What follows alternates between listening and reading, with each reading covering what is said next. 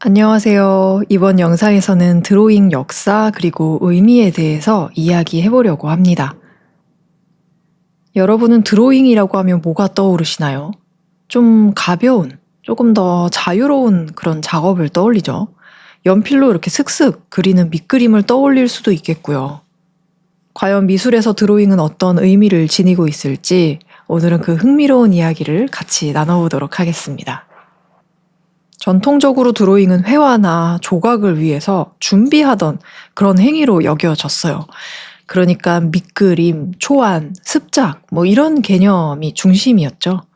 특히 서양 미술사에서는 드로잉을 어떻게 얘기를 하냐면 생각을 시각화하는 수단, 그러니까 완성된 작품을 위한 일종의 도구 정도로 간주를 해왔습니다. 하지만 20세기 이후 특히 현대미술 시대에 접어들게 되면서 드로잉은 하나의 독립된 언어로 확장되기 시작합니다. 더 이상 회화나 조각의 보조적인 역할에 머무르는 게 아니라 드로잉 그 자체로 충분한 완성도와 감동을 줄 수 있는 매체가 된 거죠. 이런 움직임은 어떻게, 과연 누구로부터 시작됐을까요? 1912년 파블로 피카소랑 조르주 브라크가 시도한 작업인데요.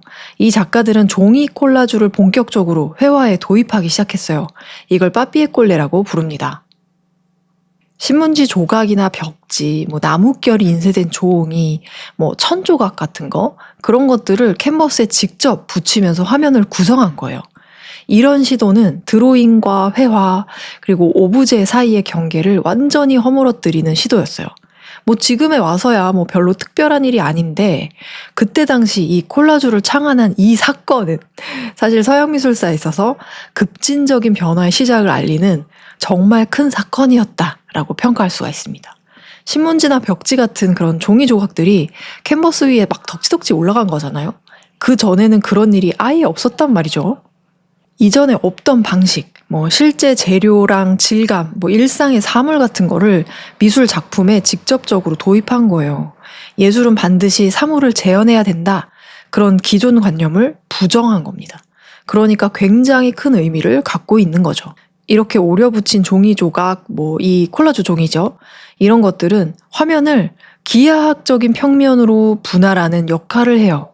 그래서 관람객의 시선은 착시로 만들어진 깊이감이 아니라 그 그림 표면이 지닌 본연의 평면성 자체에 집중을 할 수가 있게 돼요. 이게 좀 어려울 수 있는데 이걸 좀 더 자세히 풀어볼게요. 그러기 위해서는 이전에는 어떤 관점으로 미술을 바라봤는가를 우리가 다시 알아볼 필요가 있습니다. 르네상스 이래로 서양 미술은 캔버스를 저 너머의 3차원 세계를 이제 들여다보는 투명한 창문이다? 이런 정도로 여겨왔어요. 그러니까 명암법, 원근법 이런 거를 총동원해서 사실 평평하잖아요, 캔버스가. 그리고 천도 그렇고. 그럼 평평한 종이나 천 위에 마치 깊이감이 있는 것처럼 착시를 유도하는 거죠. 눈속임을 한 거예요. 가장 유명한 그림을 꼽으라면 몇 가지가 있는데, 자, 이제 첫 번째로 우리가 볼 거는 라파엘로의 아테네 학당입니다. 이게 바로 그 선원근법의 정수를 보여주는 작품이죠. 이 작품은 사실 에피소드도 참 많은데, 이 작품을 완성하고 나서 이 공간에 들어온 사람이, 저 왼쪽 하단에 있는 게 저 문이거든요, 실제 문. 그 사람이 딱 들어왔는데, 이렇게 뒤를 보니까 저 앞에 펼쳐진 공간이 마치 진짜 공간 같은 거예요. 그래서 이렇게 가다가 벽에 부딪혔다, 이런 이야기가 있어요. 물론 믿거나 말거나지만 그때 당시 사람들에게는 이 소실점을 표현한 원근법이 아마 정말로 큰 충격이었을 겁니다. 격자무늬 바닥이 있고 위에 이렇게 높은 아치형 천장들이 이렇게 있고 이제 선들이 쭉 한 점으로 모이면서 중앙에 소실점으로 모이면서 이렇게 그림이 설계가 되어 있는데, 그러다 보니까 이 평평한 벽면, 그러니까 우리 그 공간의 벽이죠. 원래 벽지가 들어가는 부분. 그 벽면 뒤로 왠지 저 그림처럼 거대하고 그런 깊숙한 공간이 존재할 것 같은 그런 완벽한 착시가 생기는 거예요. 자, 이 작품은 천장인데 이 작품도 많이 보셨죠? 안드리아 포초라는 사람이 성 이냐시오 성당의 천장화를 그린 겁니다. 자, 이것도 마찬가지예요. 천장은 평평합니다. 평평한 그 천장 위에 원근법과 그 명암법을 좀 극한으로 활용을 했어요. 그래서 마치 성당의 벽면이 하늘을 뚫고 올라가는 것 같은, 그래서 끝없이 이렇게 하늘 위로 확장되는 것 같은 그런 착시를 일으키고, 그리고 지금 그림으로 표현된 천사들이 정말로 내 옆에 이렇게 내려오고 있는 것 같은 그런 입체적인 공간감을 매우 정교하게 그려냈습니다. 이 그림 모르는 사람 없죠? 레오나르도 다빈치의 모나리자라는 작품인데, 이 작품은 빛과 그림자의 섬세한 그 단계적 변화를 다루는 명암법, 그리고 스푸마토 기법이 적용된 작품인데, 이 스푸마토가 뭐냐면 다빈치가 그 최초로 이렇게 창시를 하고 정립을 한 개념이에요. 이게 약간 연기처럼 사라지다 뭐 이런 뜻의 이태리어에서 유래한 스푸마토라는 건데, 다빈치 이전의 화가들은 사물의 그 외곽선을 조금 뚜렷하게 그리는 경향이 있었어요. 근데 다빈치는 굉장한 과학자이기도 했죠. 이 사람이 되게 근본적인 질문을 한 거예요. 내 눈으로 봤을 때는 선이 존재하지 않는데 왜 선을 그리지? 이렇게 된 거죠. 공기랑 빛에 의해서 이 사물의 테두리가 흐릿하게 표현이 되는데 왜 그걸 그림에 적용을 하지 못하냐라고 말을 한 거예요. 그런 사실을 깨닫고 나서 이제 아주 묽게 희석한 물감을 수십 번씩 겹쳐 칠하는 방식으로 이제 눈하고 입꼬리의 경계선을 이렇게 뭉개서 표현을 했는데, 그런 표현법 때문에 이제 모나리자 특유의 왠지 신비롭고 살아있는 것 같은 그런 미소를 만들어낼 수가 있었던 겁니다. 자, 이 작품도 굉장히 유명한 작품인데 카라바조라는 사람의 작품이에요. 데뷔가 진짜 인상적이죠. 뭔가 아까 모나리자에서 봤던 빛과 어둠을 표현하는 것과는 또 다른 방식입니다. 빛과 그 어둠에 극단적인 대비를 줘서 바로크 미술의 걸작이라고 평가를 받는 작가의 작품이에요. 카라바조. 어두운 방 내부로 우측에서 이렇게 사선으로 빛이 쫙 들어오고 있어요. 들어오는 그 빛 한 줄기, 그 빛은 인물들의 그 얼굴 표정 그리고 손을 정교하게 이렇게 비추고 있고, 묘사를 굉장히 세밀하게 해서 뭔가 믿기지 않을 정도의 강한 입체감을 낸 거예요. 대비를 이렇게 주니까 더 깊숙하게 공간감이 확 느껴지는 거죠. 그래서 뭔가 연극 무대를 보는 것 같고, 그래서 이렇게 마치 사진 같은 그런 그림에 익숙했던 이전 미술계의 문법이 바뀌기 시작한 거예요.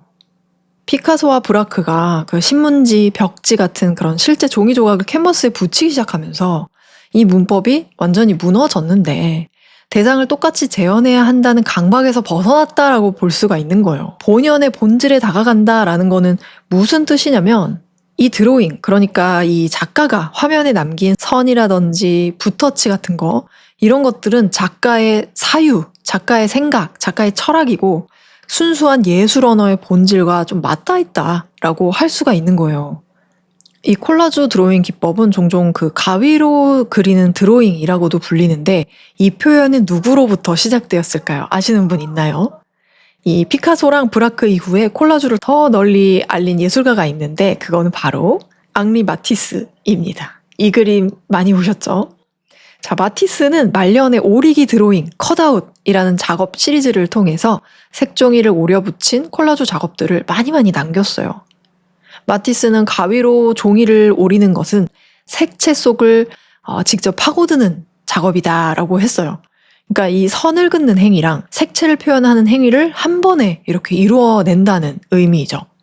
현대미술에서는 종이나 연필이 아닌 뭐 디지털 드로잉, 뭐 설치, 공간 드로잉처럼 굉장히 다양한 방식으로 진화하고 있습니다.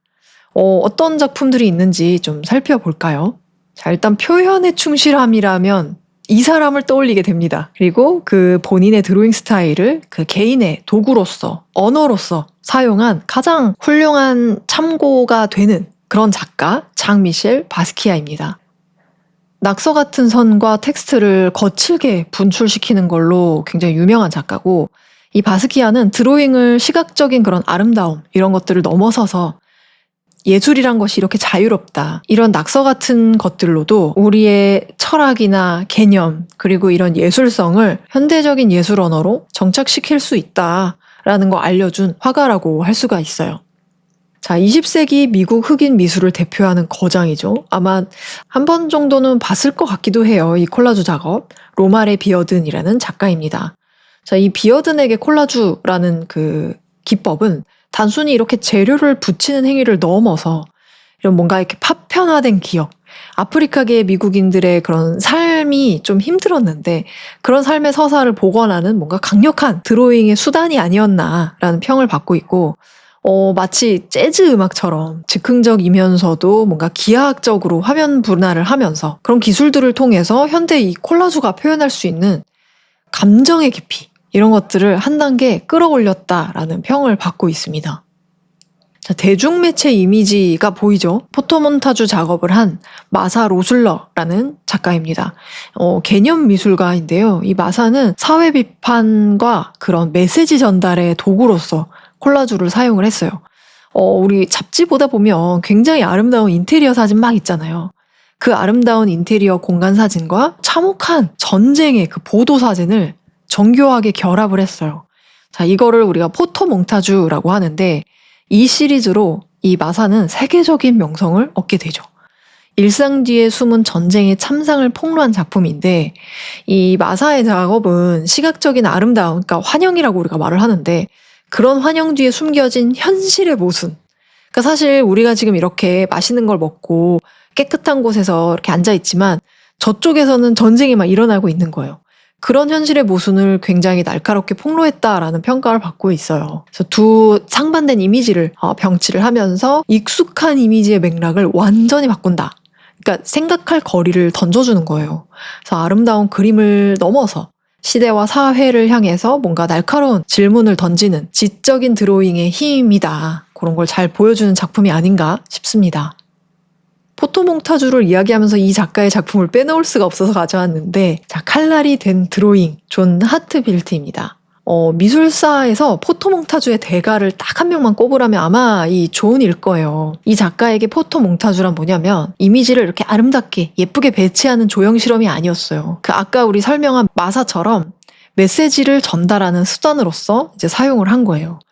아마 그 나치즘과 히틀러 정권을 가장 신랄하게 비판한 사람이 아닐까 싶습니다. 이 포토몽타주로. 20세기 초에는 존 하트필드가 나치라는 거대한 그런 정치적 폭력에 맞서서 포토몽타주를 만들었고, 마사 로슬러는 뭐 잡지 속의 인테리어랑 전쟁 사진 병치해서 모순을 좀 강렬하게 비판을 했다면, 자, 이 사람은 현역 작가입니다.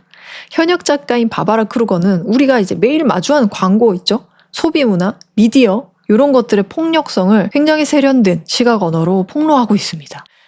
자, 이 셋 모두 우리가 사는 이 현대사회를 조준하는 그런 강렬한 메시지를 전하고자 한다는 공통점이 있죠. 바바라 크루거는 그 5, 60년대의 그런 대중잡지나 광고에서 가져온 흑백 사진을 과감하게 이렇게 자르고 배치, 콜라주를 해요. 소비주의 사회가 만들어낸 그런 가짜 환영 같은 거를 깨뜨리기 위해서 대중매체 문법을 그대로 이용한 작가죠. 그게 바로 이 바바라 크루거의 작업의 핵심이라고 할 수 있습니다. 이번에 또 특이한 드로잉 하나 볼까요?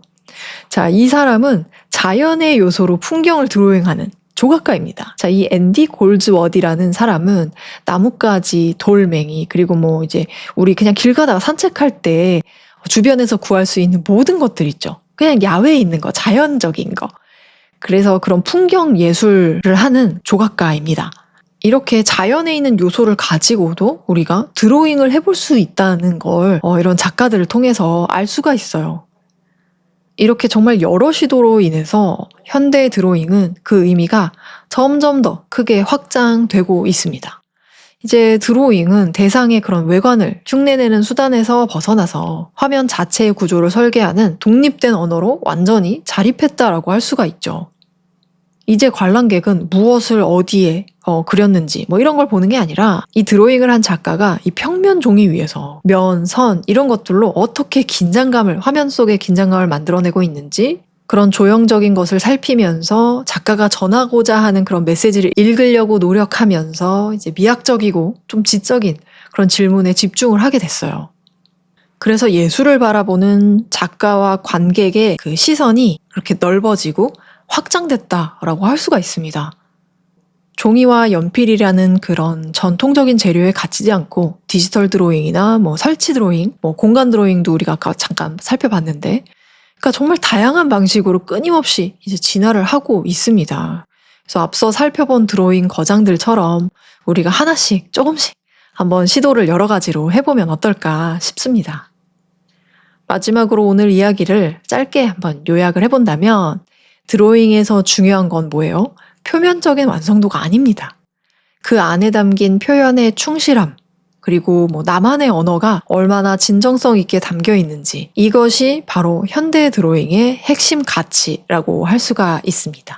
기술적인 그런 모방, 재현 이런 거를 넘어서 우리 여러분의 생각하고 감각을 가장 솔직하게 담아낼 수 있는 그런 독립된 예술 언어로서 그런 드로잉을 시작을 해보시면 좋겠습니다. 그럼 수업에서 뵙겠습니다. 수고 많으셨습니다.